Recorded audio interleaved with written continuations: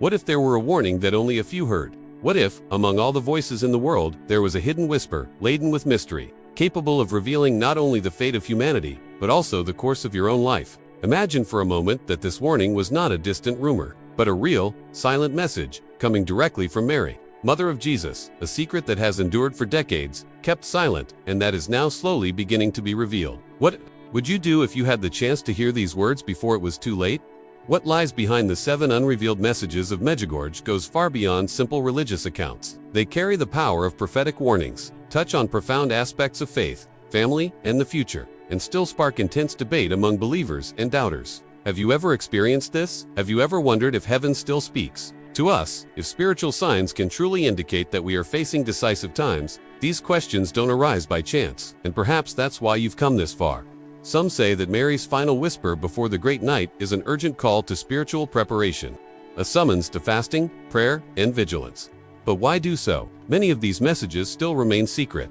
What exactly could be so impactful that it could shake not only individual hearts, but also the course of humanity? What you're about to discover may surprise you, because each revelation carries with it not only a riddle, but also a direct call to transform the lives of those who listen carefully.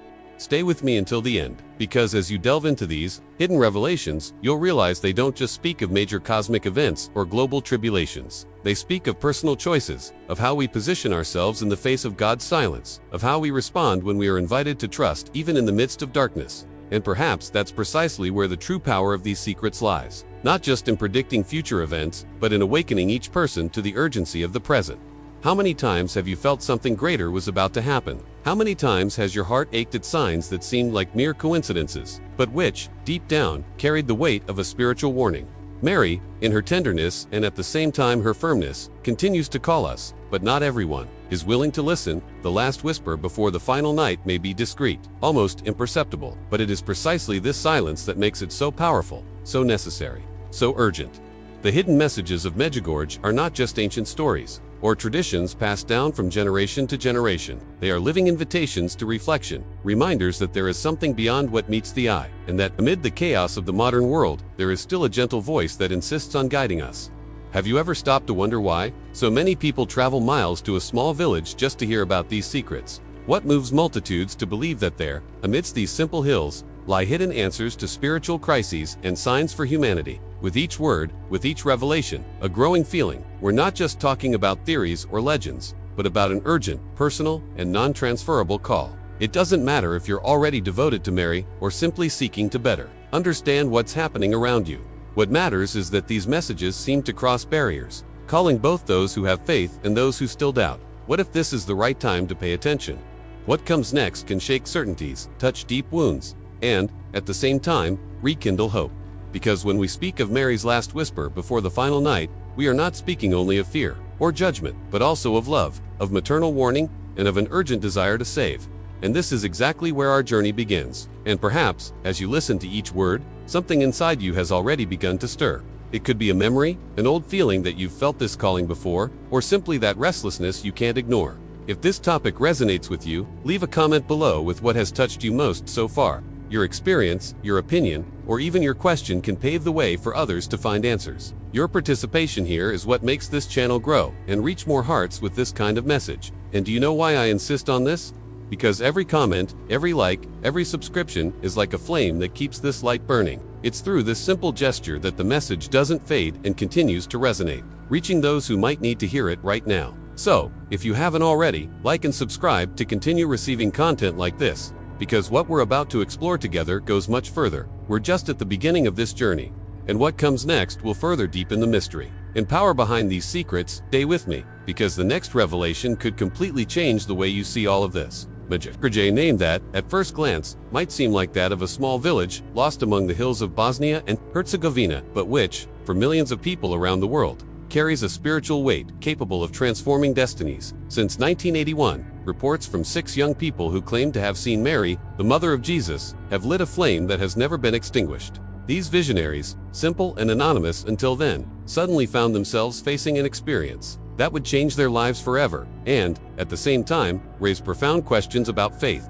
truth, and the future. What makes Medjugorje so impactful is not just the story of the apparitions, but their persistence. Over the years, messages have been transmitted repeatedly, with words that speak of prayer, fasting, conversion, and hope. Many believe that this is one of the greatest spiritual backstages of our time, a place where heaven touches earth and reveals secrets that could not be ignored. And it's not just a distant religious phenomenon. The messages resonate in everyday life, affecting personal decisions, mindsets that need to be transformed, and the way each person deals with the meaning of their own existence. Think about it. Why would such a simple village attract millions of pilgrims every year? Why do so many people report healings, radical life changes, and rediscoveries of lost faith, precisely in that seemingly unremarkable place? The answer lies in what cannot be seen, in the hidden truth that lies behind Mary's words and awakens an inner journey in every heart that opens to listen. The seers, now adults, are still guardians of something that remains shrouded in mystery. Some secrets have already been shared, others remain hidden, waiting for the right moment to come to light.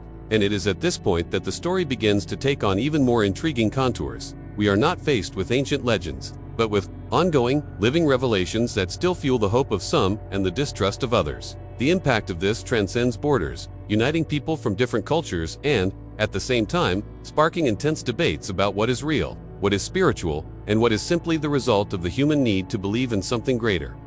Matters because it is not limited to a geographic space. It matters because it exposes the tension between faith and doubt, between silence and revelation, between ordinary life and signs that defy logic. It is as if each message were a piece of a spiritual puzzle that, when completed, will show not only the direction of humanity, but also the direction of each individual life. For many, it is an opportunity for transformation, an invitation to reconsider choices and align one's journey with something higher. And have you ever noticed how stories like this awaken conflicting feelings within us? Part of us wants to believe, wants to immerse ourselves in the hope that there's a greater purpose guiding the course of history. Another part, however, clings to skepticism, seeking rational explanations for things that don't fit into the logical pattern of everyday life. This duality is precisely what makes Medjugorje such a powerful phenomenon, because it doesn't impose an answer, but invites each person to face their own truth, their own doubts, their own faith. Now I want to delve even deeper into this subject, because understanding Medjugorje isn't just about looking at a distant place or at testimonies from people who seem to live outside our reality. It's about reflecting on how these revelations directly touch sensitive areas of life, how we care for our families, the choices we make in the face of tribulations, how we face internal crises that no one else sees. It's in this intimate realm that the messages gain strength, because they speak of conversion, vigilance, preparation, but also of love and hope. When one hears about the 7 unrevealed messages, curiosity is mixed with a certain fear. What could Mary have said that cannot yet be revealed? What is it about these words that needs a precise time to emerge? This suspense keeps the interest alive, but also reinforces the sense of urgency. After all, what if we are faced with warnings that could change the course of an entire life? What if the silence surrounding these secrets is actually a way of preparing us for something even greater? Understand how every detail of this story connects with something deep within us. It's not just about religion, but about personal transformation, a direct impact on our choices, an inner journey that requires courage to be undertaken. Medjugorje thus becomes a mirror in which each person can see themselves and, at the same time, an open window to realities that go beyond what human eyes can see. Write in the comments, "I'm on this journey too." I want to know if this message resonated with you, because it's in this space of sharing that the conversation becomes even more lively. There is something in Medjugorje that cannot be ignored, and that something is called penumbra. When we speak of penumbra, we don't refer to total darkness, but to that space between light and shadow, where forms can still be seen, but not with absolute clarity. It is precisely in this symbolic place that some of Mary's messages are found, not hidden out of malice, but guarded for an opportune time, for a delicate context, or even for fear of the impact they could cause if revealed too soon. It is as if we were faced with a whispered secret, but not entirely deciphered, awaiting the maturity of the listener to be fully understood. The mystery of the 7 unrevealed messages finds its strength there, because it's not silence for the sake of silence, it's not omission or neglect. It's a choice that involves responsibility, discernment, and an awareness of the weight of words. Think for a moment, if each revelation ever announced has impacted thousands of people, transforming mindsets, prompting radical decisions, and even changing the course of entire families, imagine what those that remain veiled cannot carry. There is a hidden truth, but not forever, only until the right time arrives. This shadow is like a backstage room where not everyone has immediate access. On the stages of life, we see the lights, the key movements, the signals that attract attention. But hidden behind the scenes are the gears that sustain the spectacle, the details that give meaning to the whole. These messages are also like this. The world receives fragments of the light, but behind the scenes still hold revelations that can impact not just a specific group, but all of humanity. And this leads us to reflect on the responsibility of seers. It's not easy to carry a message that cannot be fully shared. Imagine living with words that burn in your heart, but that must wait for the right moment to be spoken. Silence, in this case, isn't weakness, it's vigilance. It's the awareness that some truths can only be absorbed when there is sufficient spiritual maturity, when people are prepared to bear the weight of their consequences. The shadows, therefore, are not an absence of truth. They are part of the process, a necessary interval for each message to fulfill its purpose in its appointed time. This wait can be uncomfortable, generating anxiety and even distrust, but it also teaches us something valuable. What we desire to know is not always ready to be revealed. Sometimes, it is the very path of our search that transforms us, that shapes our mindset and prepares our hearts to welcome what will come. It's curious to note how this dynamic isn't limited to the religious realm. Think about your own life. How many times have you only understood the meaning of a situation after time had passed? How many decisions that once seemed incomprehensible later proved necessary? This interval between doubt and clarity, between fear and revelation, is the space of shadows. And it is in this space that faith is tested, patience is honed, and trust needs to be reaffirmed even without immediate answers. Now I want to delve even deeper into this subject. Because when we talk about hidden messages, we also talk about collective impact. It's not just curiosity or speculation, but understanding that some revelations have enough power to shake social, political, and spiritual structures. It's like holding a flame. If delivered at the wrong moment, it can ignite, but at the right time, it can illuminate and warm. The weight of silence, therefore, lies not in the void, but in the awareness that there is something to be said. Not now. This mystery raises inevitable questions. What did Marian trust to the visionaries that remains hidden? What could be so powerful as to demand silence for decades? These questions do not diminish faith. On the contrary, they keep the flame of the search alive. It is in this space of uncertainty that many find the invitation to watch more, pray more, and deepen their own spiritual journey. The shadows thus become a place of preparation, a silent call to strengthen the soul before the full revelation. And perhaps this is precisely what makes the phenomenon of Medjugorje so vivid to this day. It's not just about what has already been said, but about what is yet to come. Silence doesn't end the message, it merely prolongs it, like an echo that resonates in the heart and keeps expectation alive. And each person, in some way, is invited to live in this active waiting, in this constant vigilance that transforms uncertainty into fertile ground for faith.com below. That makes sense to me. I want to know if this darkness also awakens in you the desire to go beyond what the eyes can see. When we speak of Medjugorje, we are not dealing with mere words or a mystery that lives only in curiosity. There are stories, signs, and testimonies that cross borders and give this phenomenon a weight that is difficult to ignore. These are accounts of people who came to that small village carrying deep pain, illnesses with no apparent cure, unbearable family crises, and a meaningless life, and who returned completely transformed. For some, these were experiences of physical healing, for others, of inner liberation. Some say that dreams became direct messages, guiding decisions that changed the course of their entire journey. One of the most striking aspects is the number of conversion stories. Men and women who lived far from their faith, often immersed in addiction, found a turning point in Medjugorje. They describe a sense of peace inexplicable, as if they were being embraced by something greater than any rational explanation could offer.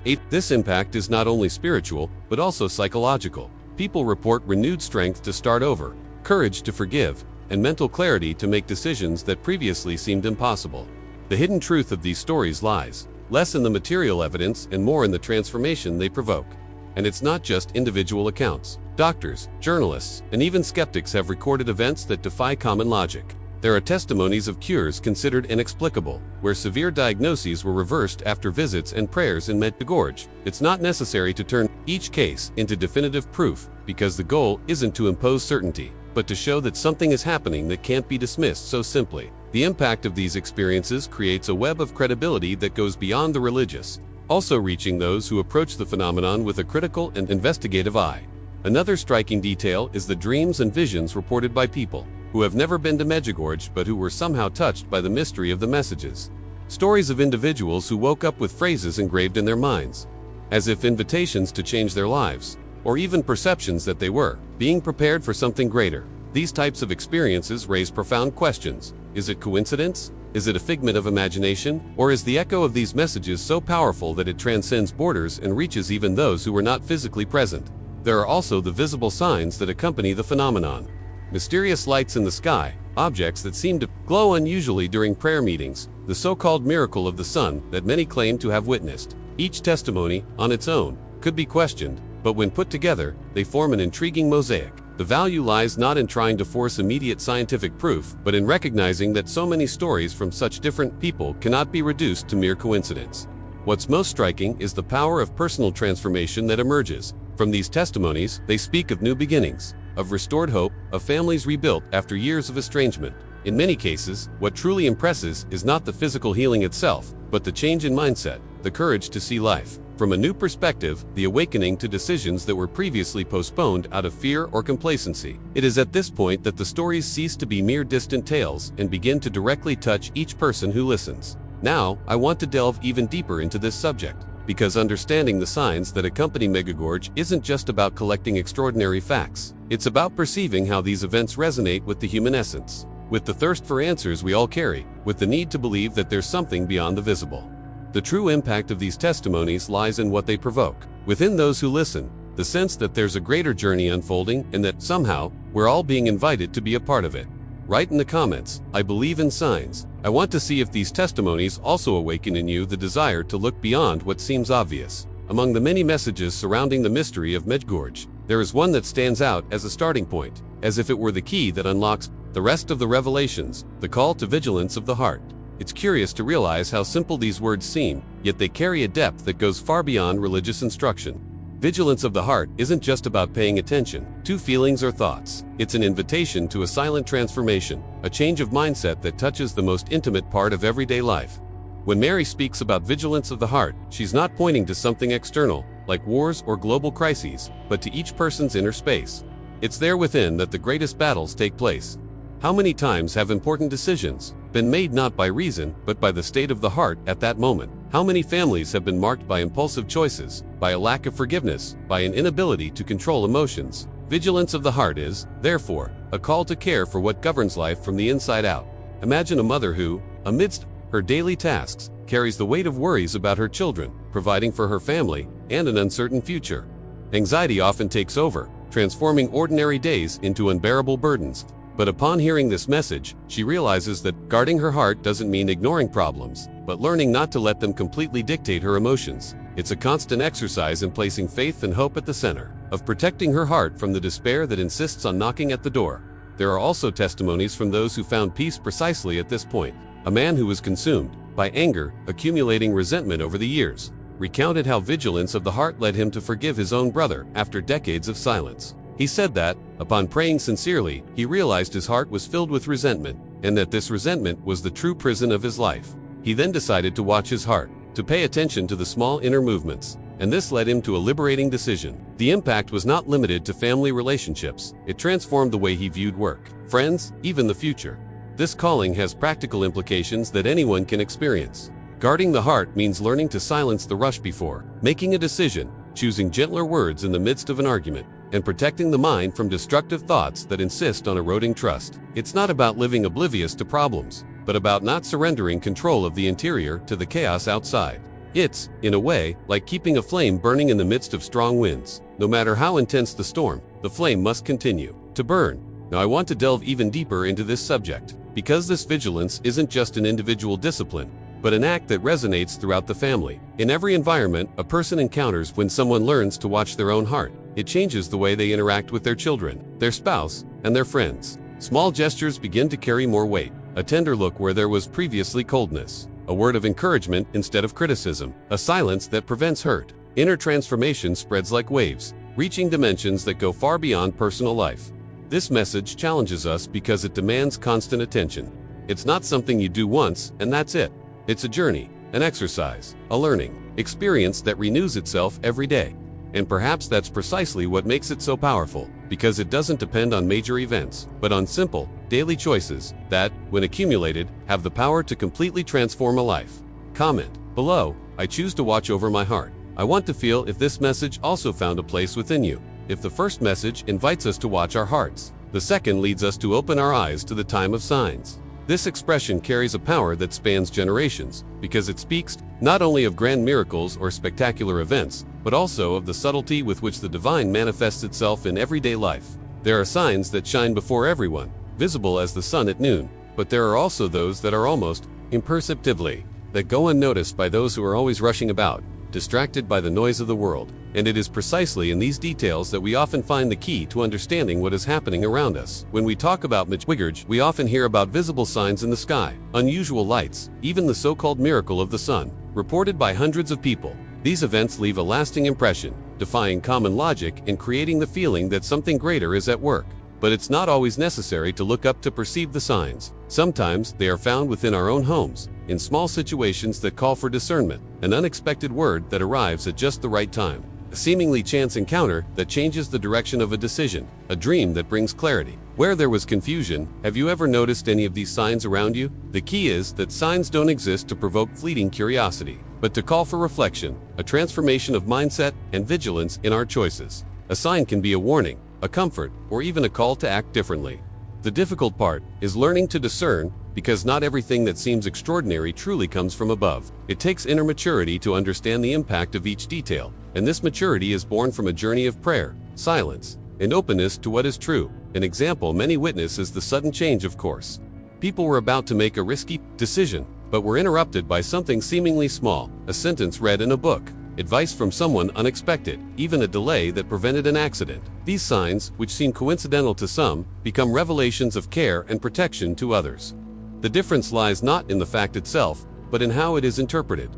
Now, I want to delve even deeper into this subject, because signs speak not only of the collective future, but of each individual's present.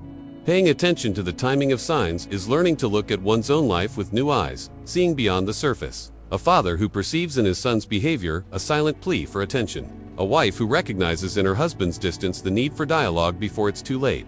A young man who understands in his inner restlessness the call to change course. All these are signs, not necessarily miraculous, but full of revelations that can prevent falls and open paths of hope. It is at this point that the message gains depth. The signs are like flashes of light amidst the darkness, clues left along the journey to keep us from losing our way. Recognizing them requires sensitivity, courage, and a willingness to believe that there is something greater guiding our steps. And, more than that, it requires humility not to ignore what seems small, because sometimes it is precisely in the most discreet details that the hidden truth lies hidden.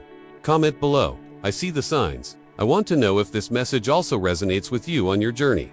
Among the messages that most profoundly touch the practical lives of those who listen is the one that speaks of the family unit as a true spiritual stronghold. And when we hear this expression spiritual stronghold, we are invited to see the family not just as a space for daily coexistence, but as an invisible fortress, built not with brick walls, but with bonds of love, prayer, and vigilance. Mary insists on this point because she knows that, in times of turmoil, it is within the family that faith finds shelter, that hope is renewed, and that the human heart finds the strength to endure.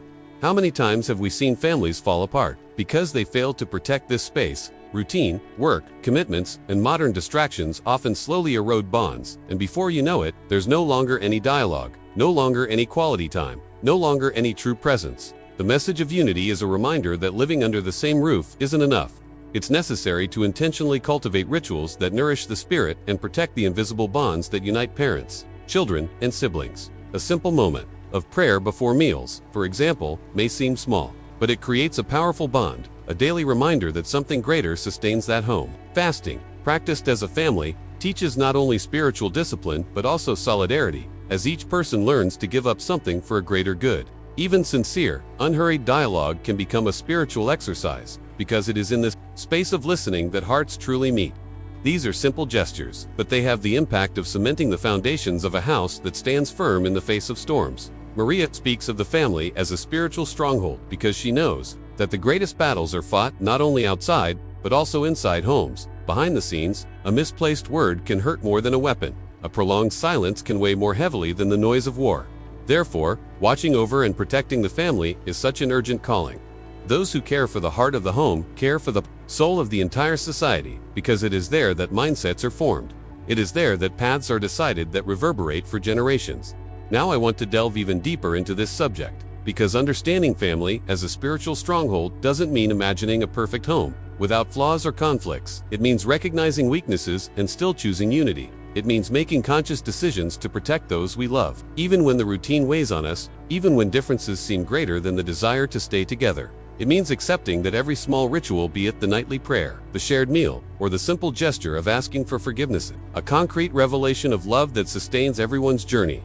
And when we think of protection, the emotional trigger immediately ignites. Who doesn't want to see their loved ones protected from harm, supported by faith, and strengthened to face life's challenges? It's this desire that makes the message about family so profound, because it doesn't speak of distant concepts, but of what everyone carries in their hearts. The need to care for and be cared for within the home. Write in the comments, "My family is my stronghold." I want to know if this message also resonated with you. If so far we have seen the vigilance of the heart, the signs of the times, and the strength of the family as a spiritual stronghold, now emerges a message that touches even deeper, inner reform and humility. This is not a distant demand or an impossible goal, but a direct and intimate call, as if each of us were invited to look within and recognize that the true battle begins in the secret space of the soul. Mary insists on this dimension because she knows that there is no point in observing the signs or caring for the family if the heart remains hardened, full of unresolved hurts, imprisoning habits, and mistakes that repeat themselves like an endless cycle. Inner conversion is not a theatrical gesture. It is a silent, almost invisible process, but one with incalculable impact. It means having the courage to forgive someone who has hurt us. Not because they deserve it, but because resentment corrodes those who carry it much more. It means acknowledging mistakes, admitting weaknesses, letting go of the weight of vanity, and making room to start over. It means looking at ingrained habits, a harsh word that has become routine, a selfish attitude that keeps repeating itself, an indifference that hurts those closest to us, and deciding, with humility, that it is time to change. The most beautiful thing about this message is that it doesn't ask for major, immediate sacrifices, but rather small steps that can be taken today. 5 minutes of daily prayer, in silence, surrendering the hidden struggles of the heart to God. An examination of conscience before bed, reviewing the day not to condemn oneself, but to learn and choose better the next day. A gesture of reconciliation, however small it may seem, but one that breaks down walls built over the years. These are simple practices, but they act like seeds planted in the fertile soil of the soul, and over time, they germinate into fruits of peace and transformation. Now I want to delve even deeper into this subject, because humility, which seems so small and discreet, is actually the foundation of all true reform. Being humble isn't about demeaning yourself, it's not about losing value or identity, but about being clear that no one is self-sufficient. Humility opens the space to learn, to listen, to be corrected without resistance. It allows us to see the hidden truth within Ustuan we sometimes prefer to deny, but which must come to the surface for the journey to continue. Those who choose humility begin to see beyond appearances, begin to better discern their own steps, and create the conditions for life to be transformed from the inside out. This call moves us because it demands decision. It demands courage to break old patterns, to abandon justifications that keep us trapped, to take responsibility for every choice. It's not easy, but it's liberating. And each small step in this direction not only changes our personal lives, but also impacts everyone around us. One person who decides to forgive inspires another to do the same. A heart that opens to prayer encourages others to seek silence. A gesture of humility breaks chains of pride that often divide families and entire communities. Comment below. I want this inner transformation. I want to see if this message also resonated with you on your journey. After the call to inner reform and humility, a message emerges that surprisingly connects practical life with the spiritual dimension. Preparation for times of trial. It's not about living in a state of fear or creating panic scenarios, but about learning to unite prudence and faith, like two wings that sustain the journey in times of uncertainty. Mary doesn't speak of desperate isolation or an escape from reality, but of a wise balance, caring for what is concrete while at the same time keeping the heart anchored in divine trust. Preparing ourselves materially means being aware that life presents unexpected challenges, just like a family that stores food for rainy days or organizes the house to receive an important visitor. We too are called to consider the practical details that can protect our lives when difficulties approach. Stocking up on basic supplies, strengthening community ties, learning to cultivate concrete solidarity. All of this is part of this prudence. It's not an exaggeration, it's responsibility. These are small decisions that, made today, can reduce the impact of moments of crisis tomorrow. But along with this practical preparation, there is an even more essential dimension: spiritual preparation, because there's no point in having material reserves if the heart is empty of hope, if the mind is dominated by fear, or if faith has been abandoned. Times of trial require not only physical strength, but also inner resilience. It's constant prayer that strengthens when despair knocks at the door. It's trust in God that illuminates when all other lights seem dimmed. It's the vigilance of the soul that prevents darkness from taking over from within. Now I want to delve even deeper into this subject, because this preparation is also a matter of mindset. Many people wait for great signs to take action, but they forget that true preparation begins behind the scenes of life, in the small daily choices, a vigilant heart, a united family, a supportive community. These are the true reserves that never run out, the spiritual nourishment that is renewed in prayer, the confidence that is strengthened by practicing humility, the courage that arises from unity. All of this creates an unshakable stronghold in the face of trials. This message doesn't call for paranoia, but for balance. It doesn't invite isolation, but rather the strengthening of bonds. It doesn't speak of hoarding for oneself, but of sharing so that everyone can navigate difficulties together. And, ultimately, this is precisely what differentiates alarmism from discernment. The former paralyzes, the latter awakens us to action. When we look at times of trial with this perspective, we discover that true preparation is not driven by fear, but by love and responsibility. Comment below. I want to be prepared. I want to see if this message resonates with you too. Among all the messages that touch the heart, there is one that spans centuries and never loses its power: the call to prayer, fasting, and penance. In Medjugorje, these three practices appear constantly, as if they were pillars that support spiritual life in times of trial. And it's not hard to see why. Prayer is the breath of the soul. Fasting is the exercise of self-mastery, and penance is the opportunity to make amends and transform mistakes into learning experiences. Together, they become not just religious traditions, but practical tools for inner strengthening and discernment in the face of daily choices. Prayer, for example, is not an empty ritual. It is the place where the heart finds direction when the mind is confused. Many people testify that, even in moments of pain or silence, a few minutes of sincere prayer were enough to rekindle a flame of hope. It doesn't have to be long or elaborate. Sometimes, a simple prayer, truly said, has a profound impact. It is in the intimacy of prayer that our vision becomes clear and the signs of life begin to make sense. Fasting, in turn, is often misunderstood. It's not just about depriving ourselves of food, but a gesture of freedom from the desires that dominate us. When someone decides to fast, they learn to say no to something temporary in order to say yes to something greater. This discipline, applied in a balanced way, helps strengthen the mindset, expands the capacity for conscious decision-making, and prepares the heart to face temptations and challenges with greater determination. It's not about extremism, but about balance. Small acts, like giving up a meal once a week or giving up something that distracts us excessively, already carry great spiritual value. And penance completes this tripod, reminding us that every journey of transformation also involves acknowledging mistakes and taking concrete steps to correct them. Doing penance is more than enduring sacrifices. It's setting out to repair what's broken, choosing to change habits, and adopting new attitudes toward oneself and others. This process generates an invisible force that is reflected in every gesture, every word, and even in the way we face difficulties.